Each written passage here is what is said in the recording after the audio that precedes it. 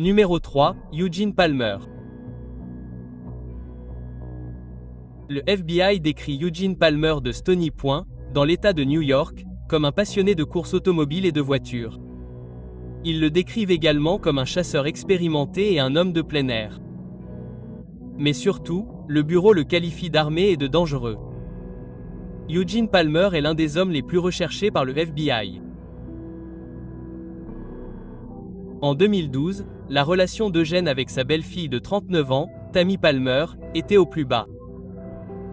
Tammy a accusé le fils d'Eugene, John, d'agression et a obtenu une ordonnance restrictive contre lui.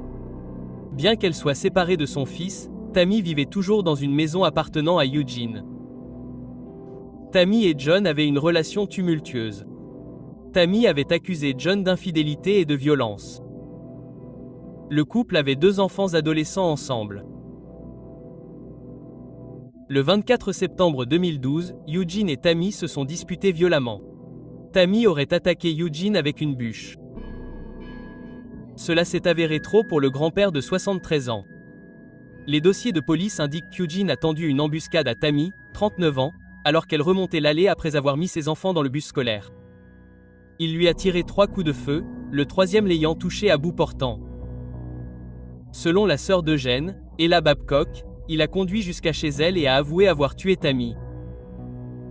Eugene a laissé de l'argent à la famille pour payer les impôts fonciers et a demandé une heure d'avance. Il a été vu pour la dernière fois entrant dans le parc d'État Harriman voisin. La police a retrouvé sa Dodge Ram de 1995 abandonnée dans les bois quelque temps plus tard. Aucune observation confirmée d'Eugene Palmer n'a été faite depuis qu'il est entré dans les bois. Les enquêteurs ont ratissé les bois à l'aide de chiens dressés pour le retrouver. Le ministère de la Défense a envoyé des hélicoptères équipés de la technologie infrarouge pour aider aux recherches. Mais aucune trace de lui n'a été trouvée. Après plusieurs années sans qu'aucune trace d'Eugene n'ait été trouvée, certaines personnes ont commencé à croire qu'il était mort. Mais cela n'a pas empêché le FBI de l'ajouter à sa liste des 10 fugitifs les plus recherchés en 2019. En 2021, les autorités ont reçu un renseignement selon lequel Eugene se cachait dans la maison de sa petite-fille à Warwick, dans l'État de New York. Le 17 août 2021, 40 agents du FBI ont fait une descente au domicile de Jemlyn Rose. Interrogé, le FBI a affirmé avoir fait usage de la force de manière appropriée. Dans une publication sur les réseaux sociaux, Rose a déclaré que ses enfants étaient à la maison pendant la descente. Elle a écrit « Mes enfants, mes bébés ont été menottés comme des criminels et projetés contre des voitures. Quand est-ce que ça va finir? Quand est-ce que ça va suffire? Quand vont-ils laisser ma famille tranquille ?» En juin 2023, Eugene Palmer est toujours recherché par le FBI. Ils offrent une récompense de 100 000 $ pour toute information menant à une arrestation.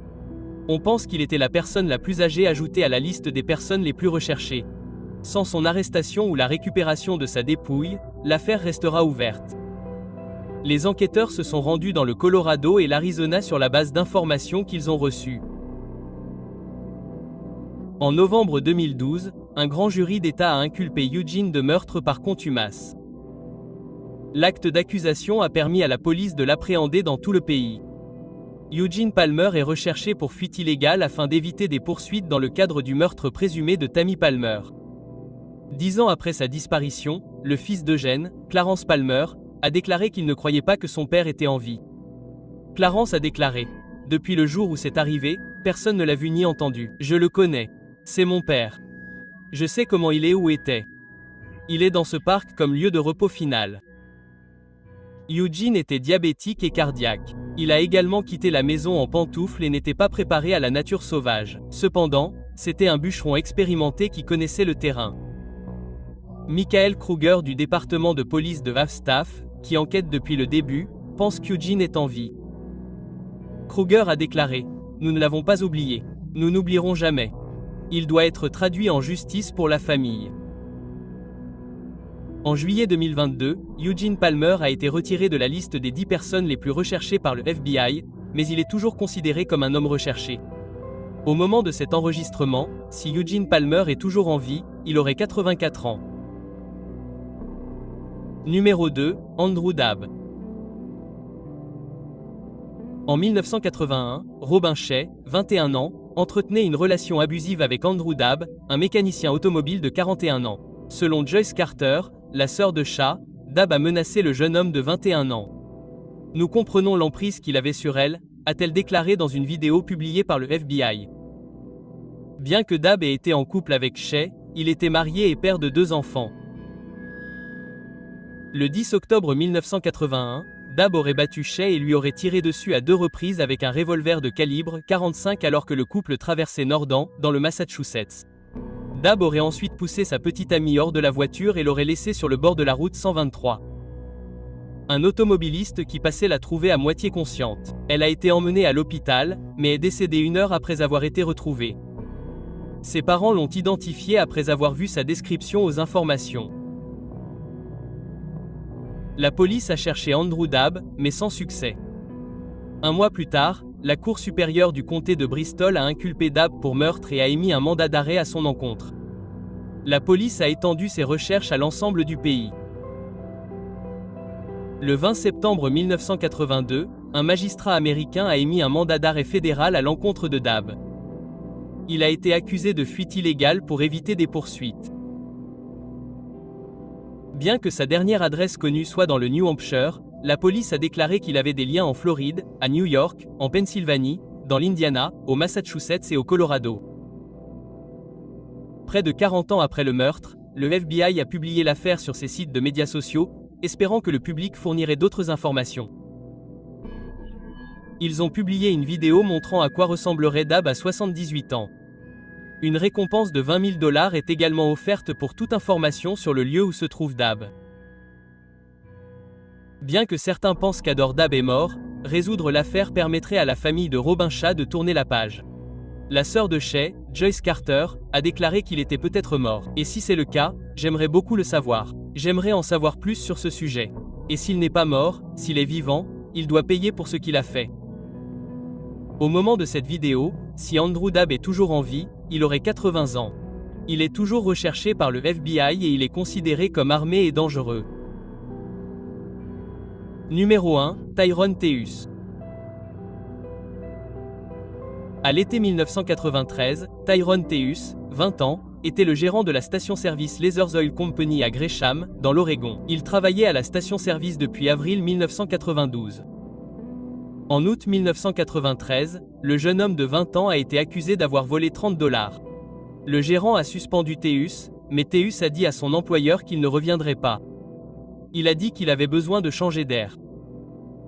Teus a ensuite rendu l'argent et s'est excusé. Le vol a surpris son employeur. Teus était considéré comme sain, ponctuel et consciencieux. Le 17 janvier 1994, Teus est retourné à la station-service. Cette fois, il était rejoint par son cousin, Larry Sheriff, 20 ans, et son ami, Laurie Stevens, 23 ans. Stevens et Sheriff attendaient dans la voiture pendant que Teus, armé d'une arme à feu, entrait dans le poste. Cette nuit-là, 3 personnes travaillaient. Virginia K. Endicott, 47 ans, Rosalie Fegirtz, 51 ans, et sa belle-fille, Mary Beth Wheeler, 25 ans. L'ancienne employée a volé 9 000 $ dans le coffre-fort et la caisse enregistreuse. Teus a ensuite ordonné aux femmes de se rendre dans la salle de stockage et les a fait s'allonger sur le sol. Il a ensuite tiré une balle dans la nuque de chaque femme, style exécution, et est parti avec l'argent. Il est ensuite monté dans la voiture avec Stevens et Sheriff et ils sont partis. Un client a trouvé les femmes assassinées peu après qu'ils ont appelé la police. La police a plus tard émis l'hypothèse que Teus avait repéré le poste avant de passer à l'action. Ils ont suspecté qu'il avait frappé son ancien lieu de travail un dimanche où il y avait plus d'argent dans la caisse. Le meurtre a choqué la ville de Gresham, qui comptait moins de 80 000 habitants. Les 3 femmes étaient bien connues dans la communauté. Au début, la police ne savait pas qui allait braquer la station-service. Mais environ 1 mois après le triple homicide, la police a reçu un tuyau d'un informateur qui les a menés à Teus. Ils avaient traîné dans les parages et avaient agi comme si tout était normal. La police a interrogé le shérif et Stevens dans le cadre de son enquête. Lorsque Teus a découvert que ses complices parlaient, il a décidé de s'enfuir. La police a fouillé son appartement, mais n'a trouvé aucun signe de lui. La dernière fois que Teus a été aperçu, c'était le 10 février 1994.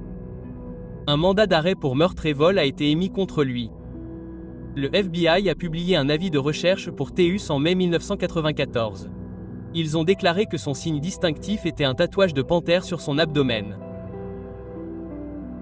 Le shérif et Stevens ont tous deux avoué leur participation au vol meurtrier.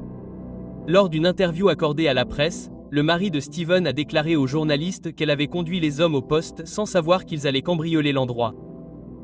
Le shérif et Stevens ont été accusés de meurtre et de vol. Le shérif a plaidé coupable de 3 chefs d'accusation de meurtre et de vol en septembre 1994. Il a été condamné à 10 ans de prison. Stevens a également plaidé coupable et elle a également bénéficié d'une réduction de peine de 10 ans en octobre 1994. Shervin Stevens a accepté de témoigner contre Teus s'il était arrêté. La disparition de Tyrone Teasus a attiré l'attention des médias. Des émissions très médiatisées telles que Unsolved Mysteries en 1995 et America's Most Wanted en 2011 ont documenté ces crimes. En 2016, le média The Orgorian a classé ce crime parmi les meurtres les plus notoires du nord-ouest du Pacifique. Certains d'entre nous pensent que Teus est vivant et vit aux États-Unis sous un pseudonyme. D'autres pensent qu'il s'est suicidé. En 1996, un passant a découvert des restes de squelettes près de l'aéroport de Troutdale à Portland, dans l'Oregon. Au départ, on pensait que les restes étaient ceux de Teus. Cependant, les dossiers dentaires ont déterminé qu'il ne s'agissait pas de ces restes. L'arrestation de Teus allait apporter des réponses aux familles des femmes assassinées. La sœur de Charlene Gird, Charlene Vorley, a déclaré à un média: « Comment a-t-il pu s'enfuir si facilement sans même être vu? Quelqu'un a dû l'aider. J'ai peur qu'il ne fasse du mal à quelqu'un d'autre. » Le FBI a publié des photos du fugitif prises par l'agent Hans pour montrer à quoi il pourrait ressembler à l'âge de 45 ans. En juin 2023, on ignore où se trouve Tyrone Teus. S'il est toujours en vie, il aurait 50 ans de vie.